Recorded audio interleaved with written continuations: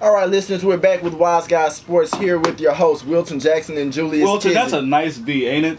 That's just a nice beat, ain't it? It makes me want to dance. Makes you want to stop listening to Lil Wayne. All right, next. Go ahead. All right, now let's look at some of these headlines. We have Carmelo who opts out of the season for surgery on his knee. What is wrong with him? I mean, Carmelo, what is wrong with him? He's never been my favorite player. He's not my favorite player, but I respect this game too much for him to opt out after surgery. He played 30 minutes in the All-Star game, but won't play another game for the rest of the season with his team. I mean, that shows that you're not committed to your own team. You committed when you signed that extension. Exactly. 5 years, Money talks. max deal. Money talks. Money done talking that loud. I mean, but you got to think about it. The Knicks are 10-43 right now. 10-43. And then without Melo, they're 0-13. And they're 10-30 with him. That's just New York for you, I guess. I mean, I just don't understand. And then you have to look at the rest of their starters that you're looking at. You have Jose Calderon as a guard, who's averaging like 9 points a game. Mm-hmm. Langston Galloway, Jason Smith, Lou Atkinson, Tim Hardaway Jr., and then now Stoudemire's gone. So they bought out all their they bought out traded JR, Pablo Prigioni, right. Amon Shumpert. They traded all their. I feel like they traded all their assets. Now they don't have any assets anymore. Exactly. They have their first pick of this year. So that that'll pan out whether it's Jahlil Okafor, Karl Anthony Towns, Emmanuel Mudiay. It'll pan out for them. But to see just Melo I don't say giving up on his team, but if it hurts, it hurts. If he has to get surgery, he has to get surgery. Right. But to see him give up on his team, it's really tragic. And you really feel for the state of New York basketball right now because the Brooklyn Nets really nothing either. And then they just saw Garnett leave. They can't even trade. They couldn't even trade one of the gargantuan contracts that they had with Brook Lopez, Darren Williams, and Joe Johnson. They couldn't even trade one of those contracts, and all three of those are quality players, and they couldn't even trade those. So it's really sad to see the state of New York and basketball purgatory right now. Right. I'm really interested to see what's going to happen in terms of after this season because think about it.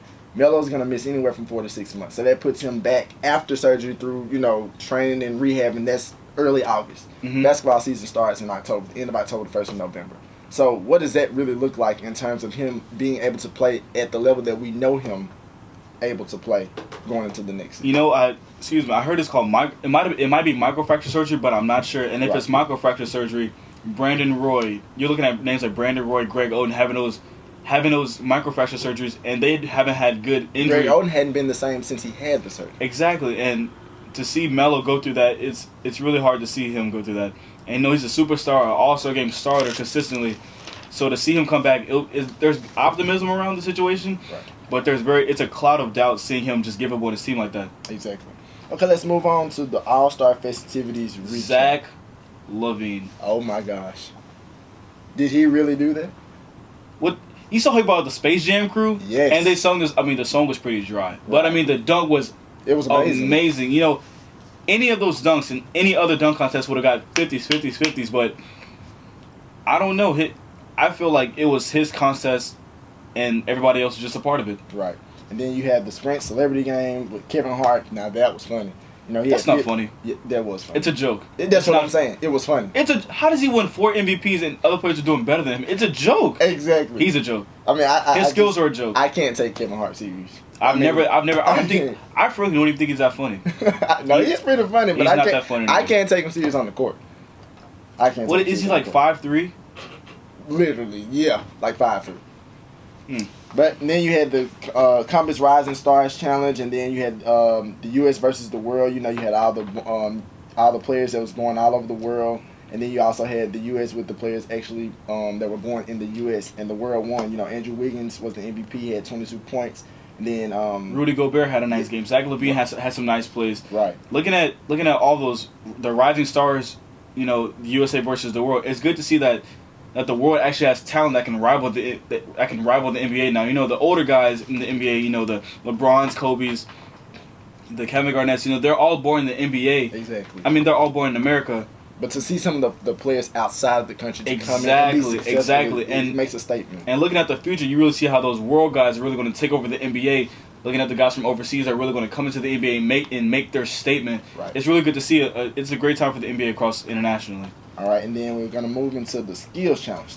Now, me personally, I did not think Patrick Beverly was going to win the skills challenge. I mean, look at his competition here. He had Isaiah Thomas, Jeff Teague, and Brandon Knight. What's your take on that?